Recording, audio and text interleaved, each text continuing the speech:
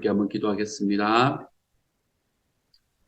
사랑하는 하나님, 하나님께서 저희들에게 예수님의 십자가를 묵상할 수 있는 고난주간을 허락하여 주시니 감사를 드립니다. 주님, 십자가를 지시기 전에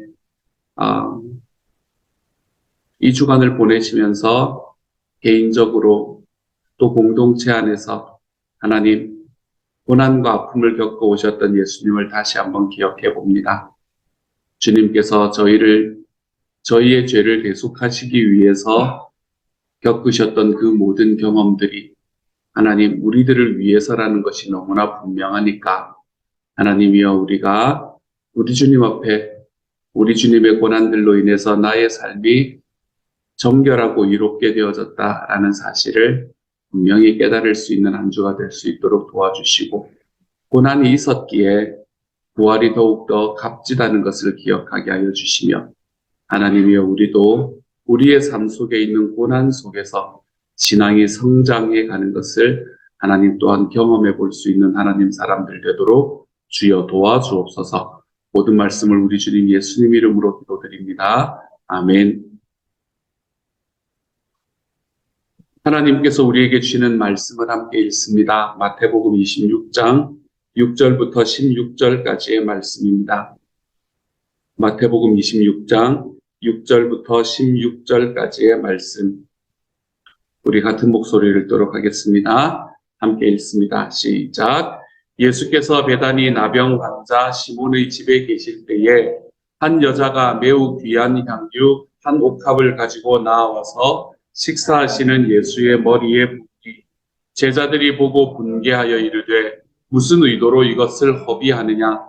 이것을 비싼 값에 팔아 가난한 자들에게 줄 수 있었겠도다 하거늘, 예수께서 아시고 그들에게 이르시되 너희가 어찌하여 이 여자를 괴롭게 하느냐? 그가 내게 좋은 일을 하였느니라. 가난한 자들은 항상 너희와 함께 있거니와 나는 항상 함께 있지 아니하리라. 이 여자가 내 몸에 이 향유를 부은 것은 내 장례를 위하여 함이니라. 내가 진실로 너희에게 이르노니 온 천하에 어디서든지 이 복음이 전파되는 곳에서는 이 여자가 행한 일도 말하여 그를 기억하리라 하시니라. 그때에 12 중에 하나인 가룟 유다라 하는 자가 대제사장들에게 가서 말하되 내가 예수를 너희에게 넘겨주리니 얼마나 주려느냐 하니 그들이 은 30을 달아주거늘, 그가 그때부터 예수를 넘겨줄 기회를 찾더라. 아멘.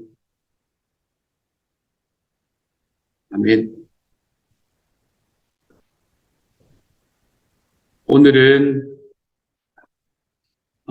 고난주간의 두 번째 날입니다. 오늘 고난주간 두 번째 날에 예수님께서 하셨던 일은 무화과 나무를 저주하시는 일을 오늘은 아침에 하셨습니다. 고난주간에 예수님께서는 어떻게 다니셨나 하면 고난주간에도 예수님은 예루살렘에서 주무시지 않으셨습니다. 예수님께서 예루살렘에 가실 때는 거의 대부분 예수님은 자기의 친구였던 나사로의 집에서 머무셨지요. 그렇기 때문에 그 나사로의 집이 베단이라는 곳에 있었거든요. 베단이라는 곳에서 예루살렘까지는 얼마 걸리지 않는, 도보로 얼마 걸리지 않는 거리였기 때문에 늘 베단이라는 나사로의 집에서 머물다가 주무시고, 그리고 이제 오전이 되면은 다시 예루살렘으로 오셔서 사역을 하시고 말씀 사역들을 하시고, 그리고 다시 베단이로 가셔서 주무시고 하는 이런 일들을 반복하는 것이 예수님의 일상이었습니다. 고난주간에도 역시 예수님은 그렇게 하셨지요.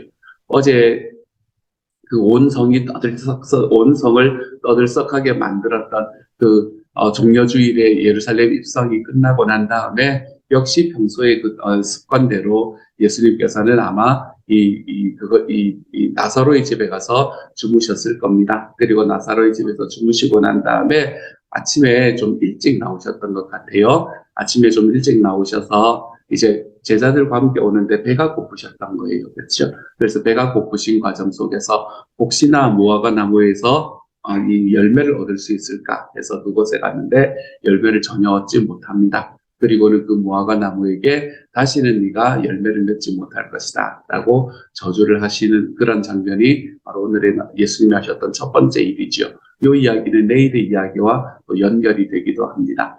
그리고 난 다음에 예루살렘으로 가셔서 예수님이 하셨던 일은 무엇인가 하면 성전을 청소하신 이야기입니다. 예수님은 평생에 성전 청소를 2번 하시게 됩니다. 예수님이 처음에 이제 이 공적인 세계를 처음 시작하는 그 일로 예수님은 성전 청소로부터 시작을 하셨습니다.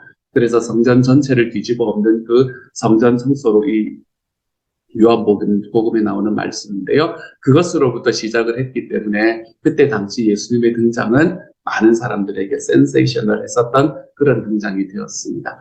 그런데 어쨌든 예수님이 첫 번째 등장을 성전 청소로 하셨다면 예수님은 그의 마지막 한 주일간의 사역의 첫 번째 사역을 역시 성전 청소를 하는 것으로 시작하셨습니다. 그러면서 예수님은 동일한 말씀을 주셨죠. 내 아버지의 집은 기도하는 집이다 라고 이야기하는 동일한 말씀을 주시는 그 사역을 오늘 월요일, 그때는 월요일이라는 게 없었을지도 모르겠네요. 제가 이 첫 번째, 이 두 번째 날, 고난주간의 두 번째 날에 예수님께서 하셨던 일입니다. 그리고 성전 청소를 하시고 난 다음에 오늘은 다른 큰 사역들은 하지 않으시고 이제 다시 집으로 돌아가셔서 주무시게 되는 그런 일이 오늘 예수님께서 행하셨던 일이었습니다. 성전 청소를 하셨던 일이 오늘 예수님께서 주신 사역이시라면 우리도 우리들의 마음속에 있는 그 우리의 마음들을 좀 청소해보는 날, 우리들의 마음이 정말 하나님 앞에 기도하는 성전으로서 역할을 감당을 하고 있는가. 우리 목장은, 우리 교회는 하나님의 기도하는 집으로서의 역사를 감당하고 있는가라는 것을 한번 돌아보는 시간이 되면 더욱더 좋을 것 같습니다. 오늘의 말씀으로 좀 들어가도록 하죠. 마태복음 26장의 말씀인데요. 고난주간에 이 말씀을 묵상하는 이유는 너무 분명합니다. 마태복음 26장부터 예수님의 고난의 여정이 시작되기 때문에 그렇습니다. 진짜 예수님의 고난의 여정은 26장부터 시작이 됩니다.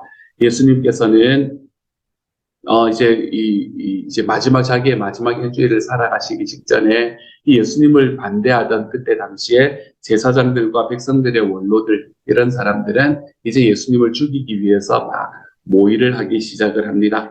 그들은 지금 예수님이 예루살렘에 올라와 있고 예루살렘은 자기의 손바닥 안에 있다라고, 자기의 영향권 안에 있다라고 생각을 했기 때문에 지금이 예수님을 죽일 수 있는 적기다라고 생각을 했습니다.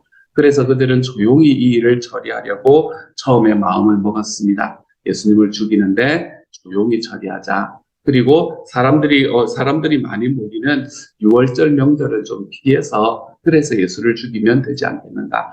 죄에 한번 덮어 씌우면 되는 거니까 그렇게 해서 죽이면 되지 않겠는가라고 모의하기 시작을 했습니다.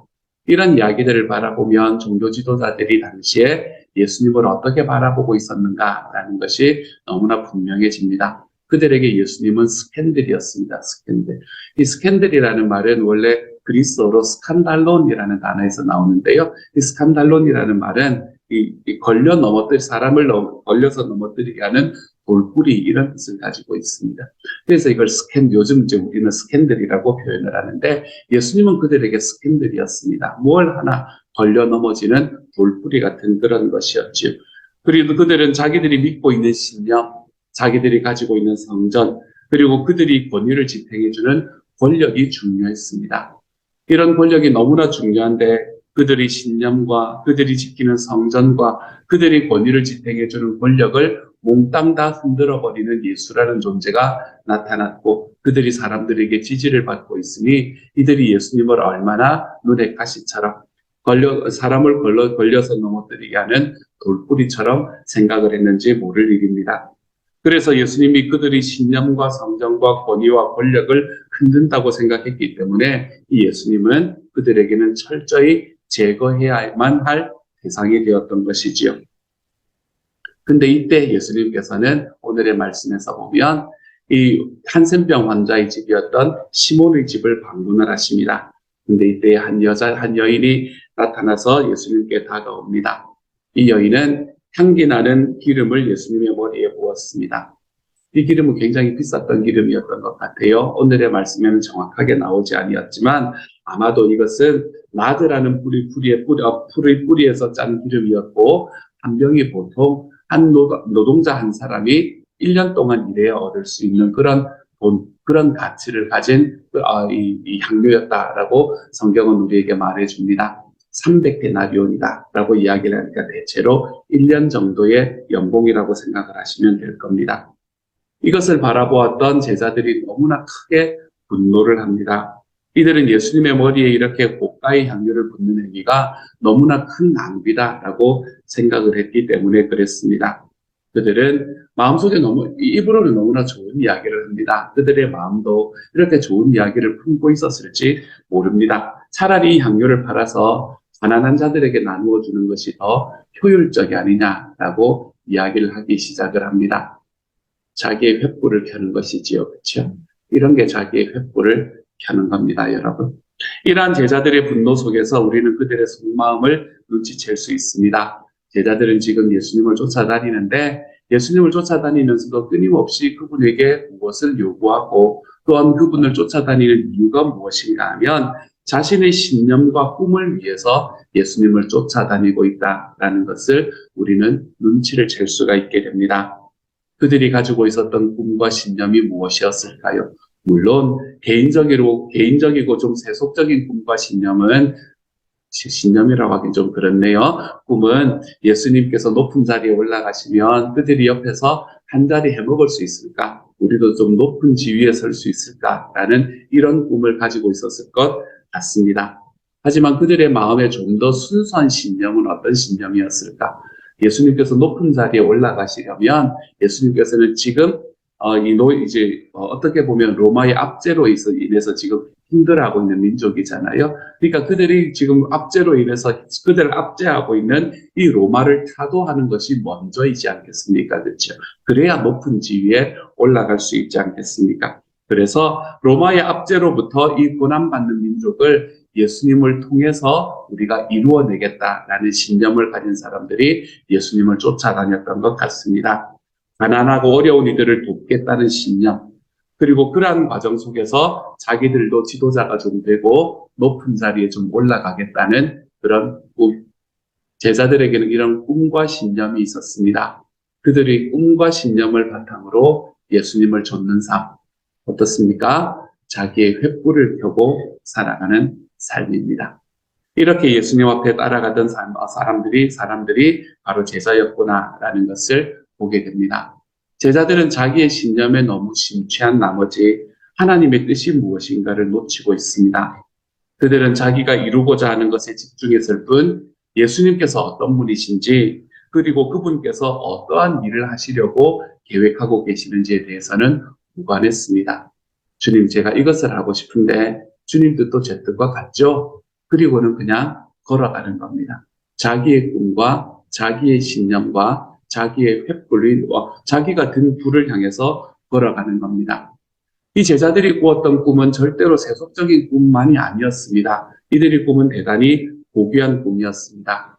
하지만 그 고귀한 꿈에 너무 집중한 나머지 그보다 더 소중한 예수님은 이용할 대상으로 치부해버렸던 것이 제자들의 삶이었던 것 같아요. 그러고 보면 그때 당시의 종교 지도자들도 또한 제자들도 모두가 다 똑같은 함정에 빠지고 있구나라는 것을 보게 됩니다. 그들은 모두가 다 방향은 너무나 달랐지만 그들은 모두가 다 자기의 신념과 자기의 이상 그리고 무의식적일지 모르지만 자기의 욕망에 집중한 나머지 하나님의 뜻을 놓쳐버립니다. 그리고 예수님이 어떠한 분이신지를 깨닫지 못하게 됩니다. 그들은 사실 자신들이 모두 하나님의 뜻에 따라서 하나님의 일을 한다고 생각을 했을 겁니다.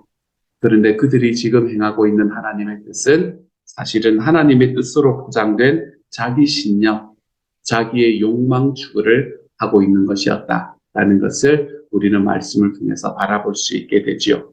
우리가 그것을 어디서 알 수 있습니까? 결정적인 순간에 그들은 예수님을 외면하고 결정적인 순간에 예수님을 배반하고 죽이려 하고 도망해버리지 않았습니까? 그러므로 그들은 자기의 고귀한 신념을 위해 예수님을 이용하는 사람들, 이것이 바로 제자들의 모습이었다라고 이야기할 수 있습니다. 우리는 어떻습니까? 이들을 바라보면서 혀를 차고 야, 불쌍한 것들 이렇게 이야기를 하고 지나갈 수 있습니까? 우리 역시 신앙생활을 하다 보면 때로는 드물게 대제사장들처럼 종교 지도자들처럼 그리고 조금은 자주 제자들처럼 우리가 만들어낸 우리의 신념, 우리가 만들어낸 우리의 원칙, 그리고 우리의 꾸미면서 그것이 하나님의 뜻인 것처럼 행동하는 때가 있습니다. 우리는 종종 사람을 위해서 이상을 품습니다. 그런데 참 재밌게도 우리는 그 이상을 위해서 사람을 이용하는, 이 사람을 수단화하는 자리에 들어가는 때가 참 많은 것 같습니다. 이렇게 될 때 우리는 쉽게 우리의 이웃을 정죄하게 됩니다.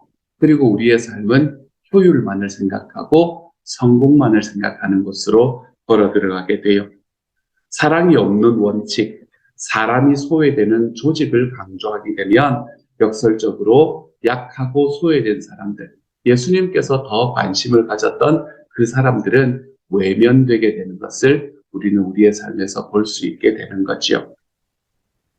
근데 이렇게 말씀을 드려도 사실 이렇게 말씀을 드리는 저도 이것을 세밀하게 나누어서 성찰하고 그리고 이것은 정말 하나님의 뜻인가 아니면 내가 나의 횃불을 밝히고 있는 것인가 라는 것을 결정하는 것은 판단하는 것은 대단히 어려운 일입니다. 우리는 그러한 길로 빠지지 않기 위해서 오늘의 말씀에 나온 두 사람을 좀 주목해 볼 줄 알아야 됩니다. 예수님과 이 기름을 부은 한 여인입니다. 이들에게는 공통된 두 가지의 특징이 있습니다. 이들에게 있었던 공통된 두 가지 특징은 첫 번째로 이들은 끝까지 사랑했다는 것입니다. 이들은 끝까지 사랑했다는 것이 첫 번째의 특징이고요. 두 번째로는 그 사랑의 길을 자기 희생과 헌신을 통해서 이루었다는 겁니다. 자기 희생과 헌신을 통해서 이루었던 사랑의 길, 누군가를 이용해서 이루는 길이 아니라 자기의 희생과 자기의 헌신을 통해서 이루는 끝까지 사랑하는 길. 그것을 이들은 동일한 특징으로 가지고 있는 사람이었습니다. 거대한 이상과 큰 신념을 품을 수 있습니다. 하지만 그 이전에 바로 내 눈앞에 있는 나의 이웃을 사랑하는 마음을 잊지 않는 것.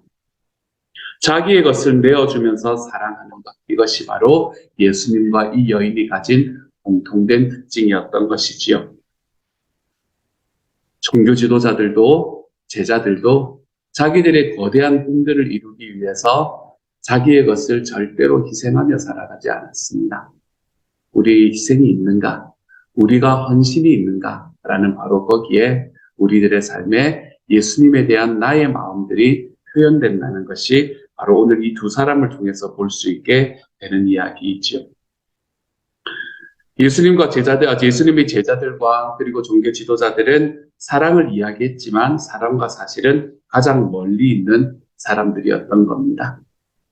사랑하는 여러분, 저는 저와 여러분이 오늘 고난주간의 두 번째 날에 우리 안에 예수 그리스도의 사랑이 있는가라는 것을 한 번쯤 돌아볼 수 있는 시간이 되었으면 좋겠습니다. 예수님에 대한 사랑이 있는가? 우리가 사랑하는 것은 조직인가? 아니면 사람인가? 라는 것을 한 번쯤 생각해 보시는 오늘 하루가 되었으면 좋겠습니다. 우리는 공동체라고 이야기를 합니다.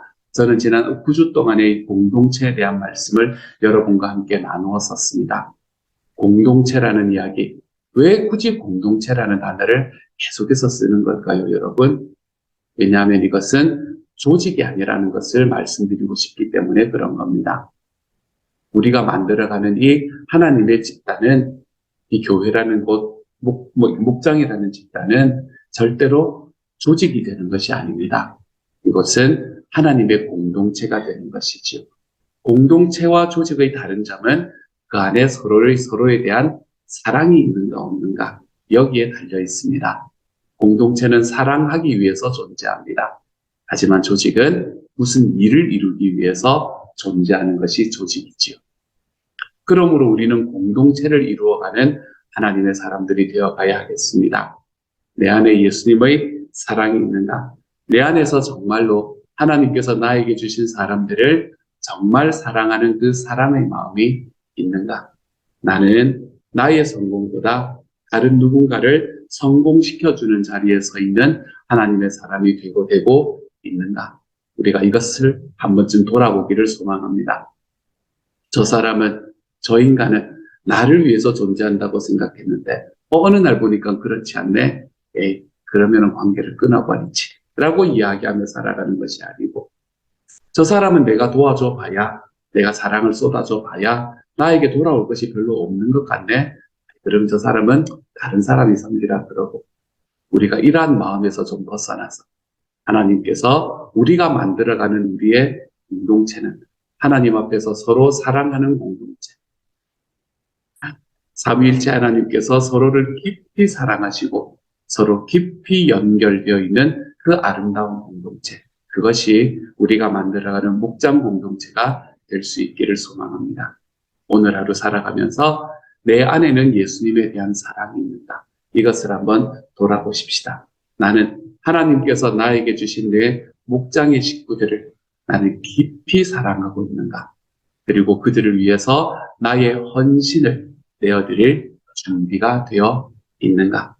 그렇지 않으면 나는 누군가를 여전히 이용하며 살아가려고 하는 자리에 서 있는가. 우리가 이것을 좀 돌아보아 우리가 사랑함으로 인해서 우리의 삶에 있는 이 다른 사람들을 정죄하고 이용하려는 마음에서 좀 벗어나 볼 수 있는 하나님의 사람이 되어 가시기를 우리 주님 이름으로 축복합니다. 다시 한 번만 더 말씀드릴게요. 오늘은 고난주간의 두 번째 날입니다. 무화과 나무를 저주하시고 그리고 성전을 청결케 하시는 이 예수님의 모습을 좀 본받아 우리가 우리의 마음속에 어떠한 마음으로 우리는 예수님을 믿고 있는가라는 것을 다시 한번 돌아보고 우리의 마음을 좀 정결케, 하나님의 성전인 우리의 삶을 좀 정결케 만들 수 있는 하루가 되십시다. 나는 나와 함께 있는 사람들을 사랑하는 자리에 서 있는가? 나는 내 안에 예수 그리스도의 사랑으로 사람을 품으며 살아가고 있는 자리에 서 있는가? 이것을 질문하며 걸어가 볼 수 있는 오늘 하루가 되어 가시기를 우리 주님의 이름으로 축복합니다. 같이 한번 기도하며 나아가지요. 제가 한번 기도합니다. 사랑하는 하나님, 하나님께서 당시의 종교 지도자들과 제자들의 마음에 있는 동일한 태도를 볼 수 있게 해주시니 감사합니다. 그 태도를 보고 보니 이것도 하나님께서 공동체를 향해서 우리에게 공동체를 해치는 죄의 특성이라고 우리에게 보여주셨던 그것과 똑같은 일이구나라는 것을 또한 볼 수 있게 하여 주시니 감사합니다. 사랑하는 주님, 우리의 횃불을 들고 하나님 우리의 길을 우리의 스스로 밝히려 하며 살아가는 삶을 살아가지 않도록 하나님께서 도와주옵소서. 하나님, 종교 지도자들처럼 제자들처럼 내가 가지고 있는 나의 고상한 꿈을 위해서 예수님을 이용해 먹고 내가 가지고 있는 나의 고상한 꿈을 위해서 사람들을 이용해 먹는 자리에 서 있지 않도록 하나님께서 도와주옵소서. 주님께서 그래서 우리가 살아가는 삶 속에 하나님, 우리는 서로를 깊이 사랑하고 서로와 정말 아름다운 관계를 맺어가는 하나님, 이 관계가 우리의 삶을 걸어야 되는 대상임을 기억하게 하여 주시고, 사랑하는 주님, 관계에 성공하면 주님 앞에서 성공하는 사람이다. 하나님이여, 이것을 분명히 기억하고 걸어갈 수 있는 주님의 사람 되도록 하나님이여 도와주옵소서. 오늘 우리의 마음을 다시 한번 돌아보게 하시고, 나는 내 안에 예수님에 대한 사랑을 품고 나의 삶에 헌신을 드려 내 삶에 주님의 뜻을 행하는 삶으로 걸어가고 있는가? 우리의 마음을 다시 한번 돌아보아 예수님께서 성전을 청결케 하신 날에 우리도 우리의 마음의 성전을 정결하게 만들어 볼 수 있는 하나님의 사람이 되게 하여 주옵소서. 모든 말씀 예수님 이름으로 기도드립니다. 아멘. 하늘에 계신 우리 아버지여, 이름이 거룩히 여김을 받으시오며 나라 임하옵시며 뜻이 하늘에서 이룬 것 같이 땅에서도 이루어지이다. 오늘날 우리에게 일용할 양식을 주옵시고 우리가 우리에게 죄 지은 자를 사하여 준 것 같이 우리 죄를 사하여 주옵시고 우리를 시험에 들게 하지 마옵시고 다만 악에서 구하옵소서. 대개 나라와 권세와 영광이 아버지께 영원히 있사옵나이다. 아멘.